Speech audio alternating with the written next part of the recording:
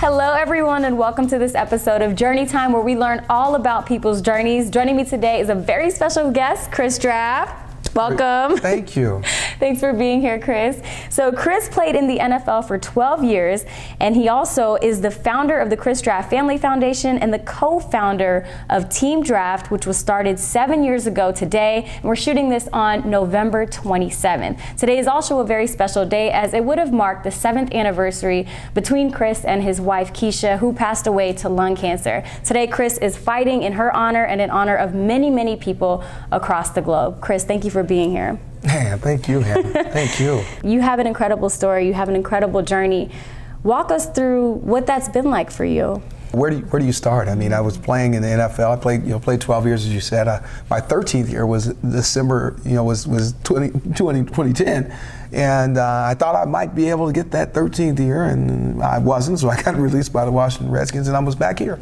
I was back at home, and my girlfriend Keasha was challenging me to do P90X and run a 10K race with her. And it just seems like this woman in amazing shape, that's 37 years old, she's challenged me to do P90X, and all of a sudden she had a little shortness of breath. And for her, if there was something that was wrong, she would go right in. She had a tremendous understanding of her body, was in tremendous shape, but was very honest. And with that honesty, she had a tremendous relationship with her primary care doc. And so when she went in, she went and says, a little shortness of breath. The primary care doc says, all right, let's get you on some antibiotics, but let's go next door and just get a chest x-ray just to make sure. And I think it was so important, that relationship with her primary care doc. She didn't wait. She went in, relationship, chest x-ray, came back, she had a mass in her left lung. So, oh my goodness. So next thing you know, we have there's a mass in her lung. Then we end up getting a biopsy, and the primary care doc led to get that biopsy. And we found out the most important fact about lung cancer, that anyone can get it. So this 37-year-old woman, this amazing woman, this amazing, strong, just how the heck does she get lung cancer? And I said, we found out the most important fact that nobody knows. You just don't know it, that anyone can get it. 37 years old, in amazing shape. And then, unfortunately, we found out very quickly another fact, and that is that most people are diagnosed late stage. And those, 1 through 4 are the stages, late stages 3 and 4.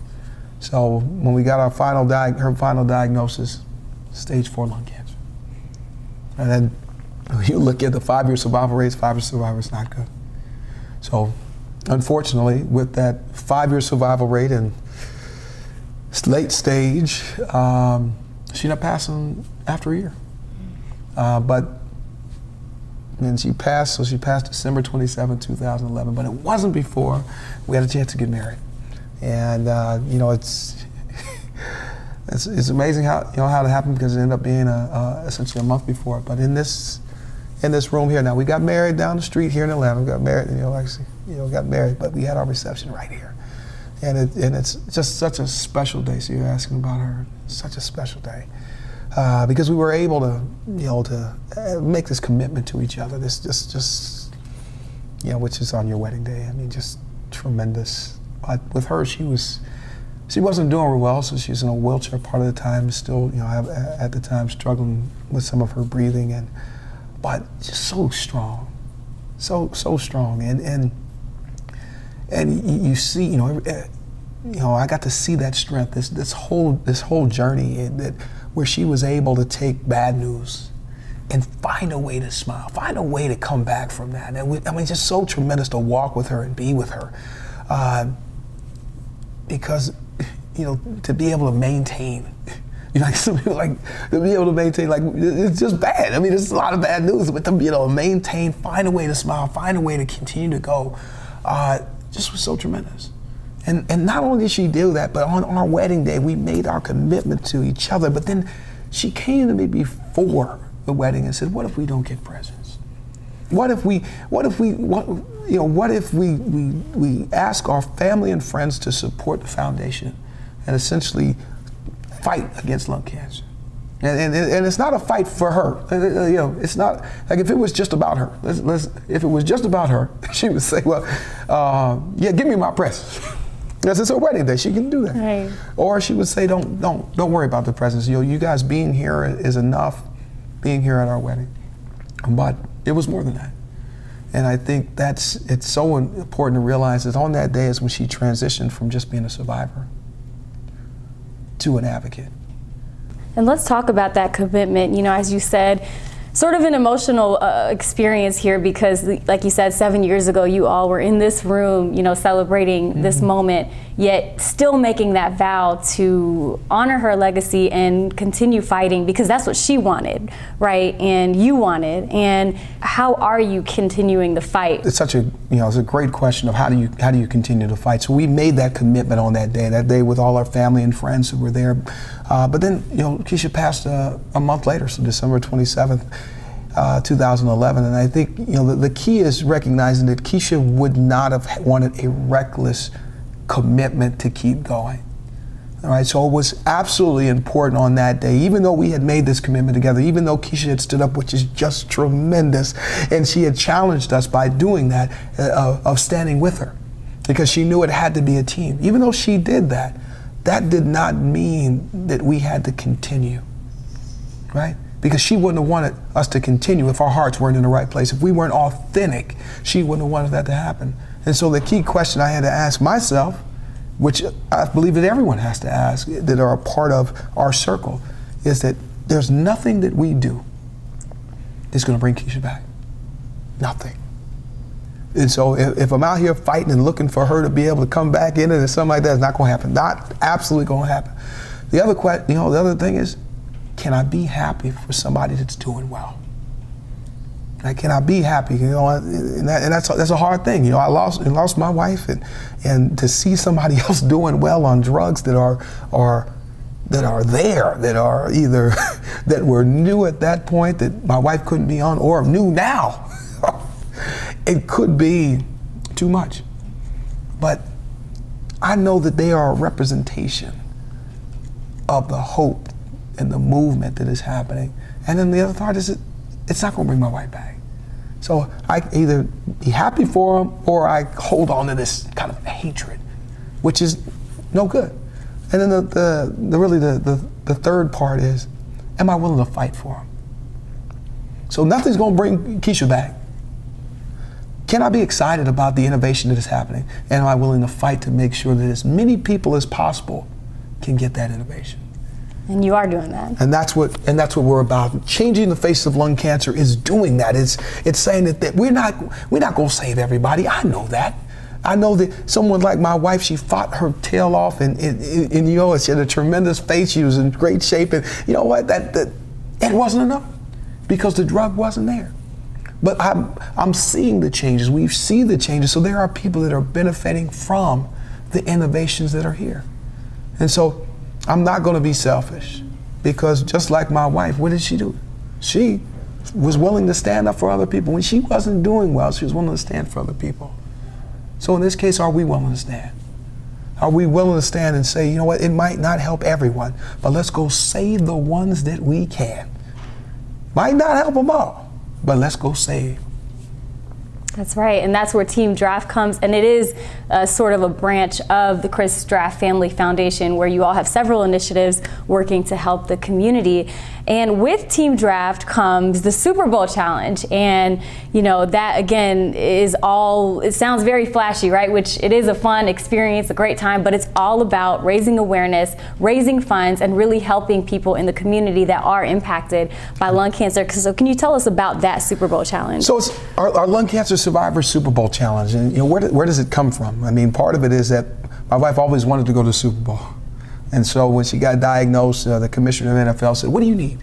What do you need? And I said, well, she has a tremendous group of family and friends, so we really don't need that type of surrounding. You know, we don't need those experts because we have them. We had just family and friends that were uplifting, so we don't really need that. I said, but she wants to go to the Super Bowl.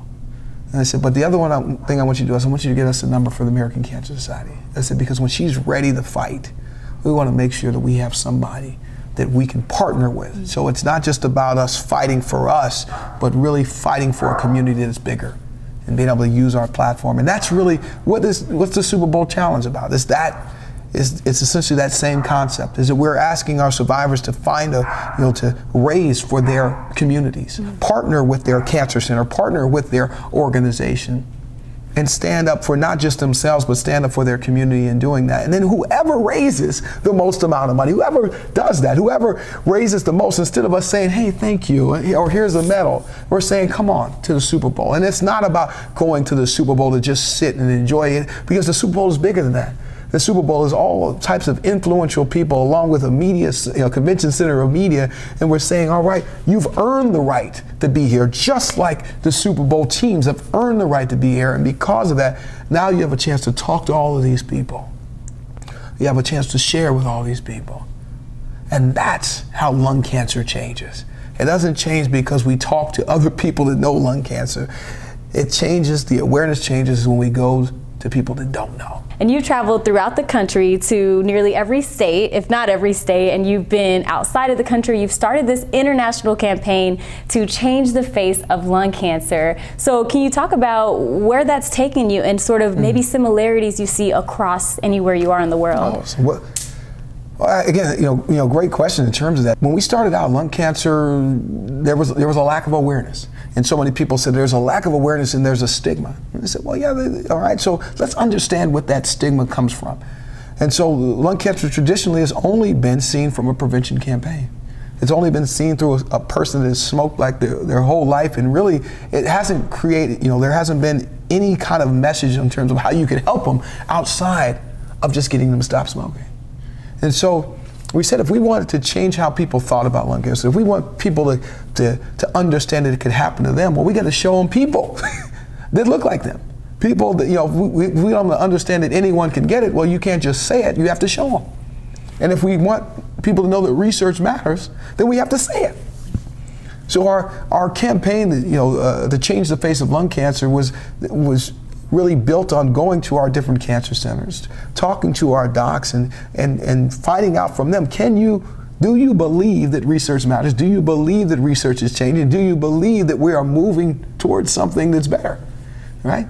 And do we have people that represent that? And so we've been able to, through our Survivor series, that's underneath our campaign to change the face of lung cancer, is be able to identify survivors and take them to different ball games all over the place. And essentially, if someone is able to be in a stadium with 70,000 people, then they're benefiting from something that's new. And so by being there, we're celebrating them as survivors, but not just celebrating that they're there, but celebrating the reason why they're there. And that's because there are people that fought, there's research that's worked, and there are drugs or diagnostics that really have come around and have made it where we have more survivors. So hopefully you're enjoying this episode of Journey Time. As you can see, we've touched on a lot. Hopefully you're as inspired as I am right now. Now, Chris, you talked about the Super Bowl Challenge. Is it too late for people to get involved? Can they still join? Absolutely not too late. I mean, when you think of people that are fundraising, you can fundraise in a short amount of time because the people around you, if they want to give, they're going to give. I mean, it doesn't usually take them a whole bunch to, they either decide they're going to give or not. And I think, the key is it's not too late, because what we want to make sure is that we get at least 32 of our cities really matched up with our 32 NFL teams, but ideally even our NCI designated cancer centers, because when we're talking about raising monies for research and really representing our communities, is that we want what's best for that community. It's important that we have the best drugs. It's important that we have access to those drugs, but it's important that access is close to home, right? Because this cancer journey is hard. And when you start adding travel costs in, being on planes, driving 3 hours, it gets a lot harder. So we want our survivors to fight for their homes. We want them to fight for their communities. So it's not just that there is fundraising that is happening. It's about standing up for the community and fighting for that community, so that not only you have access, but your whole community has access. Love that. So you can still join, and you can obviously still fight for your community and your loved ones. And now, Chris, to anyone watching this that may be looking for some sort of encouragement or some sort of motivation, what can you share? Final words here. Man, what can I share in terms of it? People have asked me. And being in this space now, my wife was diagnosed essentially December of 2010, and now it's November of 2018, and they say during that time you've seen a lot of people that have passed away, and they said that must be hard, seeing so much death, and I have to, kind of flip that around on them and say that it's not that I've seen a bunch of death, I've had the opportunity to see a bunch of life. So just like with my wife, I didn't just see her die, but I saw her live, going through this journey that is just so difficult, and finding a way to smile along the way and being able to fight all the way to the end. I got to see that regardless of how hard it was, how bad it was. I mean, to the point where she was in a wheelchair and she could barely breathe, and we get married, and then she's still saying, I care about you. I care about you and you and you, and I can still stand up for you. Man, that's beautiful, and I get to see those types of people. And that's what we're trying to harness. That's why when they say, well, what do you think about lung cancer? I say, we're going to be able to deal with lung cancer when we find those people that are willing to stand for their communities, people like my wife, who are willing to make a decision to stand up, that are willing to fight for others. When they do that, we don't have a problem.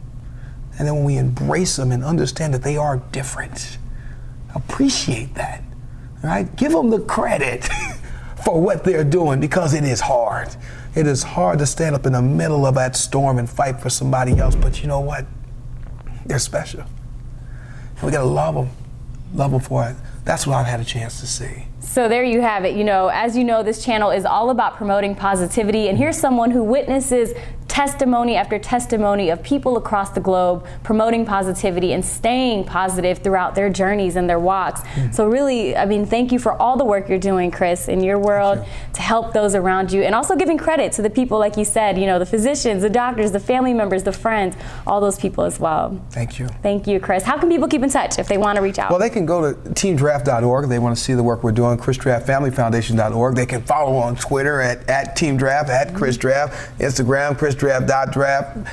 And then as they go there, they'll have a chance to get to know some of our amazing survivors. So what I would encourage them is that if you see somebody that is interesting, follow them too, because a lot of them already have their own Twitter accounts, and you can just, again, see these amazing journeys. This is what your show is about, is really seeing somebody for who they are. Not just seeing the end product, not just seeing the accomplishment, but understanding that there is a journey, that there is a fight, that there's a struggle along the way to getting to that accomplishment. And so to truly appreciate someone, truly appreciate them, is to not just see what they've accomplished at the end, but to understand the struggle that they've gone through on the way to it. That's right. You hear that? That is exactly what this is all about. So thank you so much for sharing a part of your journey with us. Hopefully you enjoyed that. Make sure to follow, keep in touch, and continue to be inspired. We appreciate you all tuning in. And again, thank you so much for being here with us today. Thank you, Hannah. Thank you. Bye, everyone.